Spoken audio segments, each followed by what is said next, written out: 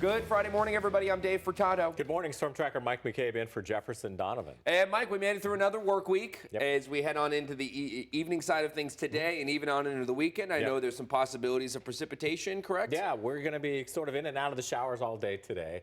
And the winds are going to be picking up as well, unfortunately. And that's just how it's going to be. Now, we start out this morning on a quiet note. Yakima coming in at 36 degrees. Winds are light.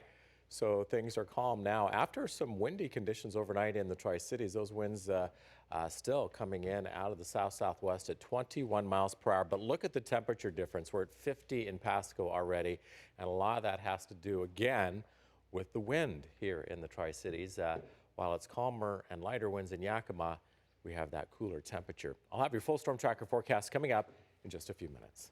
Thanks, Mike. We begin this morning in the Tri-Cities. We have an update on the story we brought to you yesterday of a man who's in the hospital after being shot by police in Kennewick Wednesday night after they say he charged at them with a knife. We have video from a neighbor who is nearby and watched the situation unfold. We do want to warn you what you're about to see is graphic.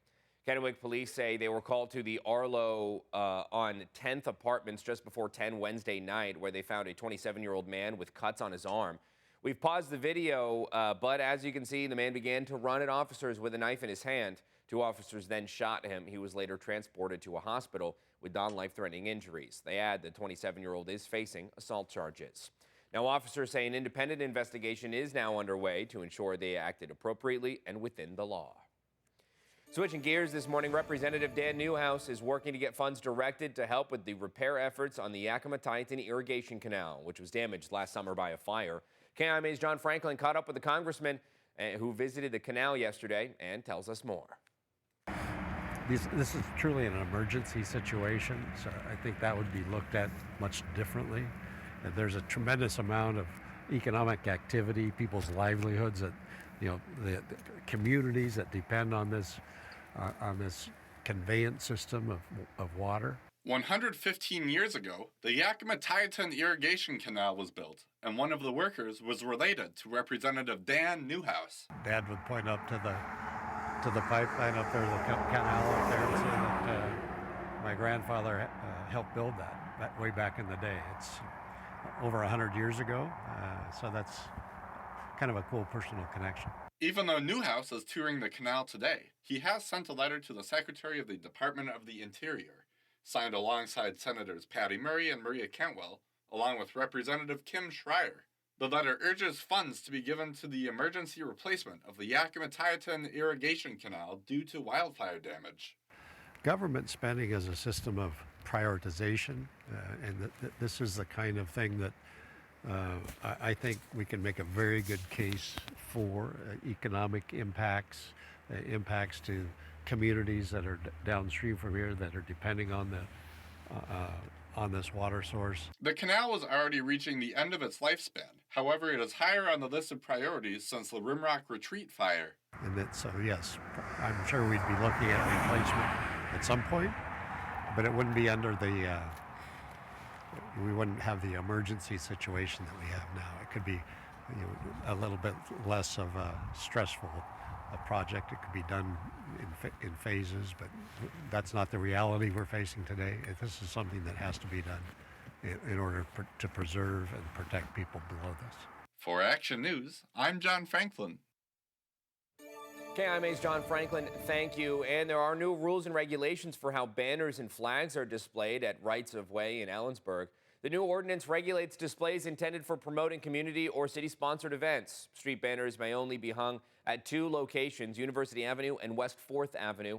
Vertical banners may be installed on streetlight poles in specific zones, while sidewalk flags can only include the United States flag. But one council member voiced concern, stating the city would miss an opportunity to celebrate groups that are important to the city. We have a lot of flags that could be flown as commemorative for groups that have spent a lot of time and energy in our community, a lot of time historically in our community. They have contributed a lot to the development of Ellensburg and to the culture that we have today. Now, there was no clause for commemorative flags on city flagpoles. The removed section stated that as an expression of the city's official government speech, the council could authorize the display of a flag that identifies with a specific historical event, cause, or group of people, and that the city's flagpoles do not serve as a forum for free expression by the public.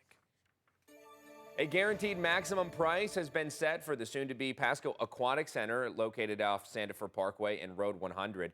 The Pasco Public Facilities District Board unanimously approved the $40.4 million price tag for the project, and because of how it's being developed, it won't cost a penny more than that. This one is a slightly different version. We're doing what's called progressive design build, and that enables us to get what's called a guaranteed maximum price. So we know this facility is going to be built for the $40.4 million and not have an overrun.